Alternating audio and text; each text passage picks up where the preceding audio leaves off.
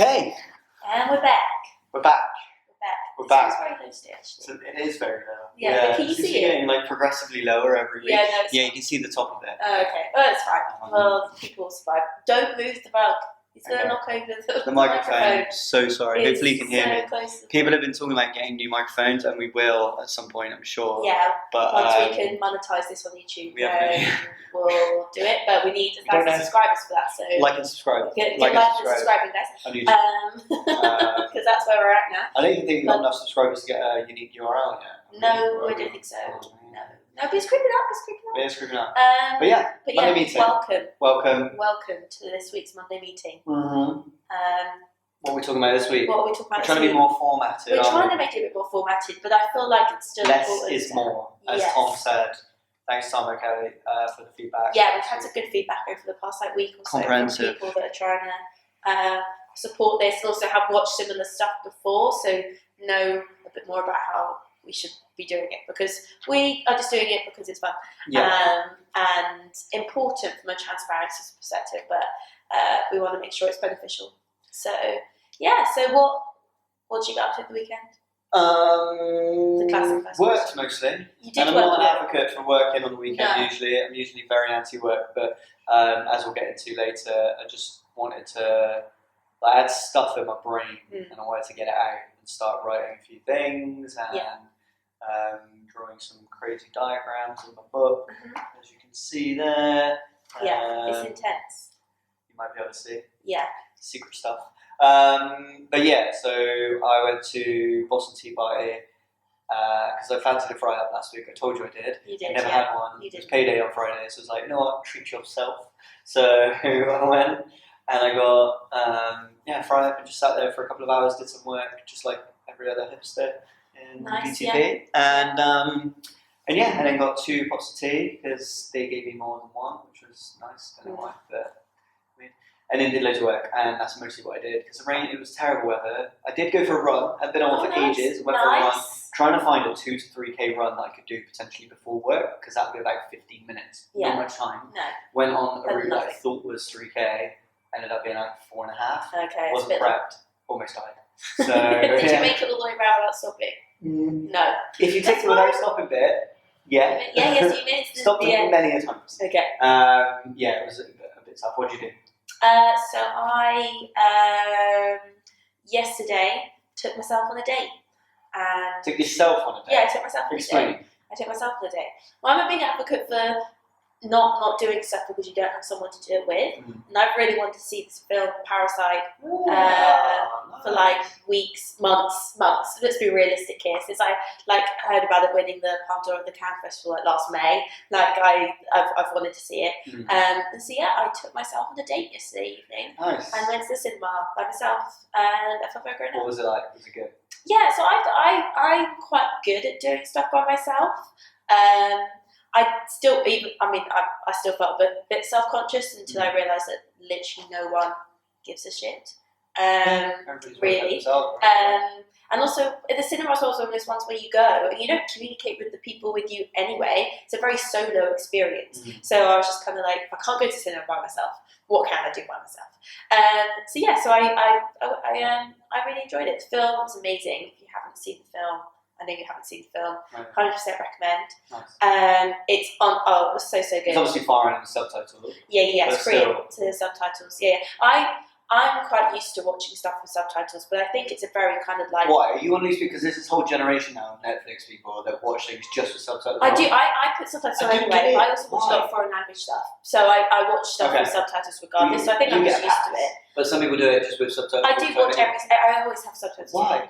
Is it because you're on this most of the time? No, I don't think so, because that wouldn't make any sense. You'd have to, if anything, it focuses me to look at the screen more because it gives me something to read. And that's why. But I don't know. I think one of my flatmates used to have them on because it's a bit hard of hearing, and that became the reason why we had them on. And then it just became something I was used to. Cool. So I very much recommend it. I mean, there's this whole I think it's a very kind of English language westernized thing where we feel like things should be dubbed or that things should be done in English and that we should. No, I don't like dubbing. Can't do it. No, I hate dubbing. But I think everywhere else in the world that doesn't speak English as their first language, Mm. is used to having subtitles Yeah. all the time, and it's such Yeah, a used to really weird Western culture thing where we're kind of like, oh no, She's- won't yeah. listen to something in a foreign language. Why Yeah. would I have subtitles? And it's I that's just really backwards. And Fair. so I've been a big advocate for watching stuff that's in other languages for a long time. And Nice. so I went to see this, and it was amazing. So Awesome. we're definitely recommend. So treat yourself. Treat yourself. Date yourself. Date yourself. Nice. Why not? Why Bit not? of self-love. Yeah, It's but important. self-love. Yeah, I feel like I needed it last week, so I was ill. Yeah, you're ill. You're feeling better now. So, No, still ill. that will come in the next session. Yeah. Which is learnings from last week. So what did you learn? Well, no, actually, I've got one bit. Oh, you got one more. I actually have a bit okay. of good news. What's So good we were talking about how we break this down into sections. So Our your time laptop has gone screen's off, by the already way. gone off. Yeah. How are we going to know when we're going to end? It's fine. I have Let's carry no on. idea. It's about This is 6 minutes always in. We're good. I'll time backfires it. so I'll time it. dramatically. I'll time it. We're You're good. going to, oh god. Still work in progress, guys. Still So I work in have a very, progress. very small topical thing from That's this fine. week that I just wanted to bring up, which was the comedian Joe Lycett. Love Have this. you heard about this? Love this. I retweeted it yesterday. Has renamed himself by default, so like officially done it, to Hugo Boss. One great name. One, great, fantastic. And two, the main reason why he did it was despite Hugo Boss, who make it, apparently, I don't know much about this, Yeah. but apparently made it their mission to send cease and desist letters to any company, big, small, regardless, who has the word boss in their title. And there's a lot of companies that use the Yeah, word there's a boss. big company. I don't know if it's locally or like nationally, but there's a big company called Boss Interiors, I think. Yeah, Like probably. white fans, black writing on. It's quite a cool brand, but yeah. So they're basically telling people that they can't call their company Boss. Yeah, or have the word boss in it at all. And so Joe Lycett decided to change his name to Hugo Boss because they can't physically tell him to change his name.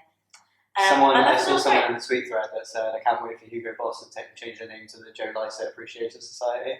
I was like, that would actually, if they've got a decent PR department, they would run that as a campaign. So I think that's brilliant. They would, But they've come out of this quite badly, I feel. So, so I'm not quite sure how much attention they're going to be drawing to it. It's crazy, isn't it? I mean, I get it. Like at that size, maybe you need to be protective of your brand, but not in an aggressive way. Yeah, and I don't think it's not even just people working in the same space. Like these are like a small brewery company. Yeah. There's all these other companies that have nothing to do with a clothing fashion brand at all. And I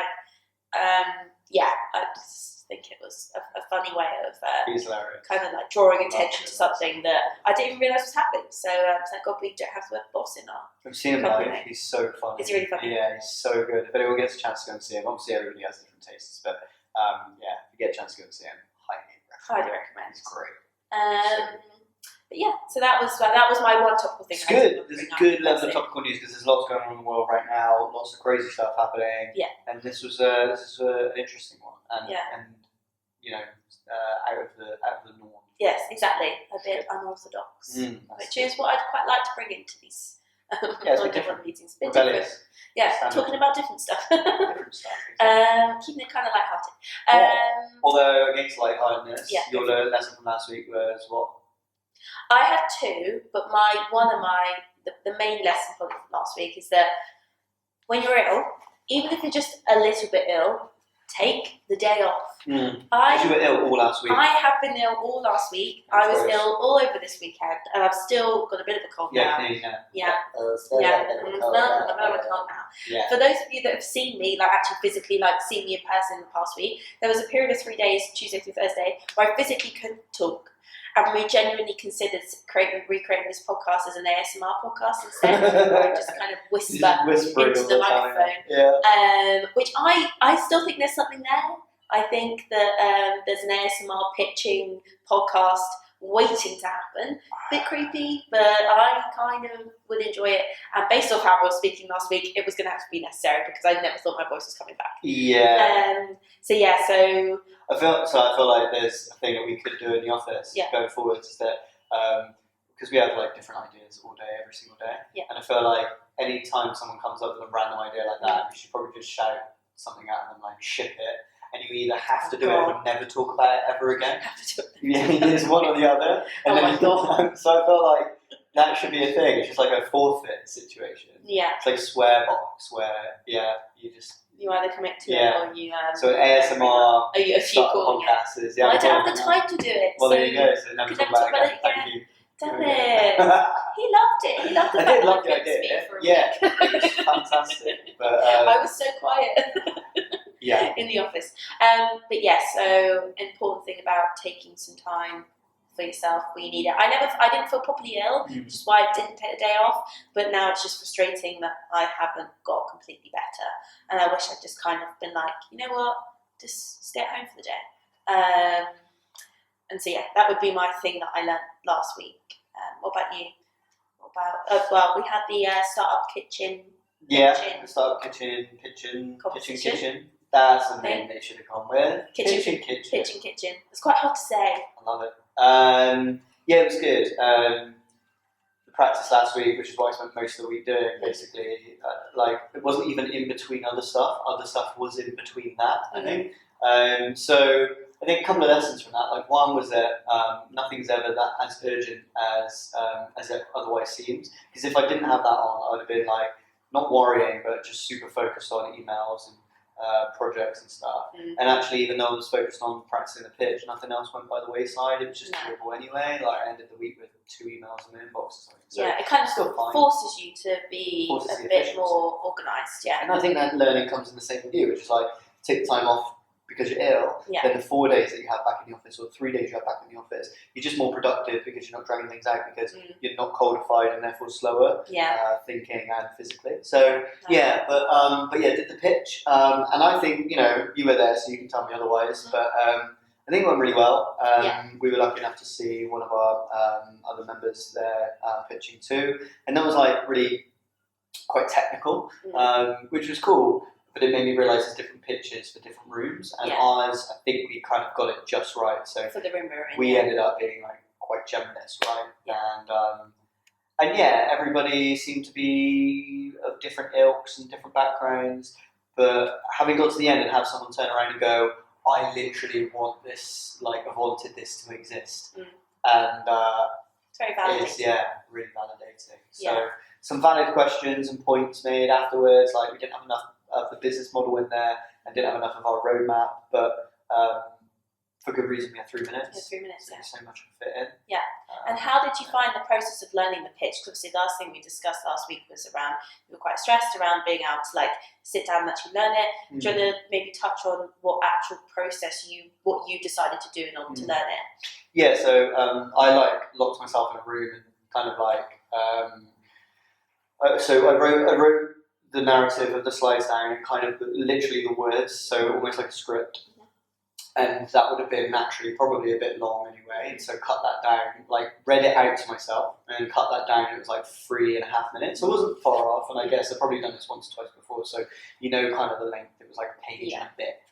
And then, and inclusive of like pacing and pauses, and then created a pitch deck, a basic version, like presentation deck to accompany that, and then read that whilst flicking through the slides to make sure that the pacing was right, and then basically honed both to a point where it was sounded right, it looked right, and then just practice over and over and over again.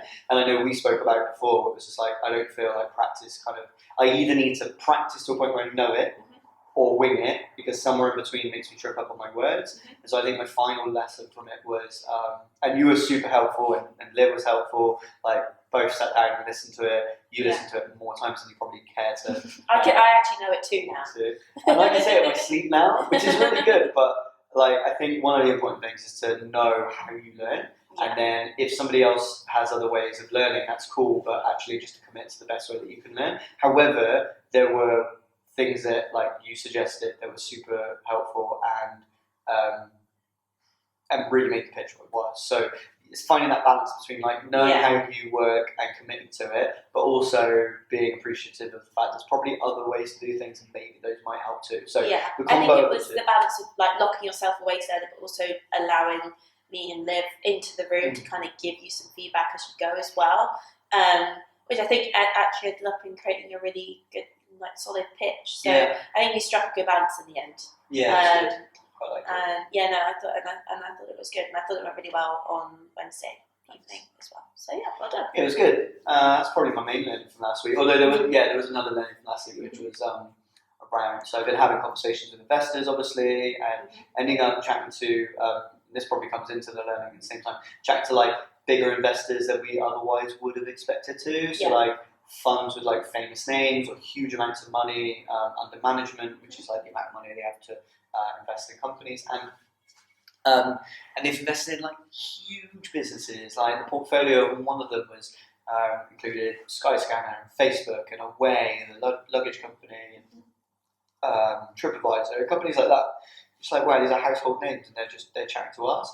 Yeah. So, and then that one actually in particular was a phone call, and he said, yeah, let's just catch up over a coffee when I see you next, and that was cool. But what came from that was feedback, and the feedback was, you're never going to get a yes from everybody, obviously, but there were commonalities in the feedback that made me remember what we said at the start of the year, and I don't know whether it's in this notebook or whether it's in my old, it's in this one, which was about having no apologies for ambition.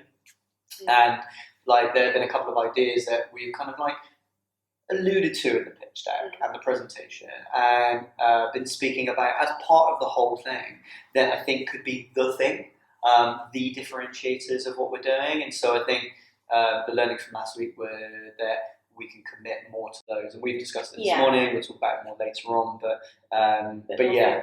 bit more focus on things that are otherwise probably, because we've been going for so long, it's hard to look at brand new things that are scary and commit to them because they seem like kind of moonshots. But what I did on the weekend and learned from last week was like, what if we just started again? What would I change and what would be different? And then obviously we spoke about that, and the same for you. You know, what would you change and what would be different? And how do we make this the company we want it to be? And so there might be some fundamental changes coming up. Obviously, ideally, they would look like more developments, but just to make Yena the best thing that we can make it as a company and as an ecosystem for the people in it. So that was a lesson, was just, commit to one thing. I think, there's an element of like, because of the business that we've built that serves a really wide range and diverse group of people, that it's hard to kind of choose one and like specific and focus on kind of a specific area, because we're used to trying to firefight challenges from all different directions, and so I think that it was important that you kind of took a step back over the weekend and kind of took the feedback we were getting genuinely and being like, how can we kind of shift our focus in terms of what we're currently doing to make the business that we actually want to have in the future, rather than just trying to make what we've got now work. And I think that kind of refocusing is going to be something that's going to be kind of probably become more apparent publicly, I guess, over the next couple of weeks, but as we slowly sort out what that means to us properly, I think. No, it could be scary stuff. Yeah. But you're right, it is that kind of like stepping back and just taking an objective view at it. Because when you're in it, it's really difficult. It's really hard. It's really hard. Like those you were saying this morning, like you look at those figures and you're just like, okay, you're trying to affect that by one small point, but then you look at like the bird's eye view, the 30,000 foot view of like what we're doing, and you're like, does that one thing, that one trigger point make us the company that we want to be at the end? Probably not. Like in the moment, it feels like it's super important, but that's because we're in it. Exactly. And because we have a community of people around us that validate that as well, and that we really appreciate and that obviously gain value from what we do. But I think that in itself presents kind of part of the challenge. And that is part of the problem of being like a legacy business. It's got like 7 years of network and brand and community and everything else around it. Is trying to maintain that, bring those people along the journey with you, rather than having that solely define the journey. If that makes sense. I think like if I'm going to make it super relevant to the way that I think, it's almost like in an alternative universe, like what could Yena be in its ultimate form? Like, and to get super nerdy about this exists in like comic books, right? You have different universes, you have different versions of the same character, and they're doing different things and different types of people. There is a Marvel universe in which Thor is a frog, Nice. and this is a good example. And so for me, it's like, okay, but what happens? There's a universe in which Yena is relative to what Thor is, a frog, where it's just an idea and a side hustle for somebody. There's a universe in which it exists in the way it currently is now, and there's also a universe in which it exists in where it's its ultimate form. And so the question is, okay, what would that be? What would that be? And what could it look like? And if we were, the most successful, most ingenious versions of ourselves, most committed, most crazy, but most what could we do? And that's the interesting thing. So yeah, lots to be done this week. That's basically going to be talking about what I'm going to be doing this week before we get back to you. That's what I'm going to be doing. Basically, just working on that. And it's weird because, like, you know what it's like. I'm sure some people know what it's like here, where it's like, as founding team members, it feels weird sometimes to not do work, but actually just be sat there thinking. Taking a step back is really hard. Yeah. It's a challenge. But then we did that at a similar point this time last year, I think, actually. So kind of almost to the day. Yeah. I think our away day was this time last year, so it's That's weird. a really good point. You have to check that out. Yeah, no, I actually think it was the exact almost. We went to Go Valley this time last year for an away day, and it's like today. And it's, I think, says something about, like, probably more regularly, but definitely at least once a year, you kind of naturally feel the need to take a step back. Yeah, I think, like, biannual big strategy sessions probably makes sense. Like, we've been doing one once a year, but I think maybe, like, twice a year makes sense. Just to make sure you're still on track, and just ask yourselves, like, the tough questions. Like, what's a bit... And also what the track looks like.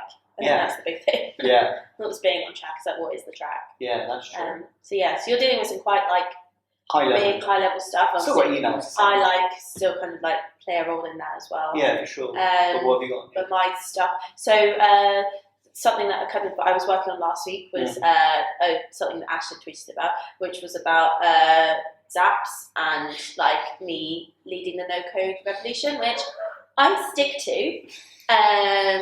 Leading, maybe not. A part of, definitely. I actually had a successful version of that happen today when we had, like, a membership thing, like, trigger, and then... Can you explain the no-code revolution though? Because some people don't know what it is. I'm not entirely sure. I'm not entirely sure what it is. I just said it's a joke.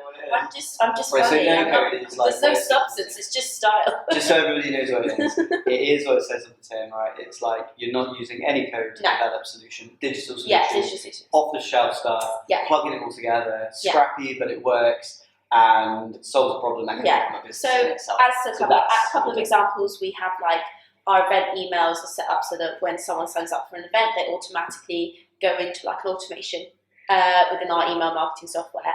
And the one I set up last week was to do with, like, cancelled memberships, and how, like, now we've got something for when payment failures trigger on an account.